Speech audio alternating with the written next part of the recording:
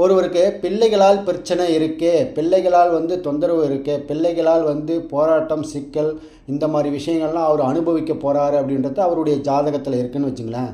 லக்கணத்திலிருந்து 5ஆம் அதிபதியை பார்க்கணும், லக்கணத்திலிருந்து 5ஆம் இடத்தில் நின்ற கிரகத்தை பார்க்கணும்.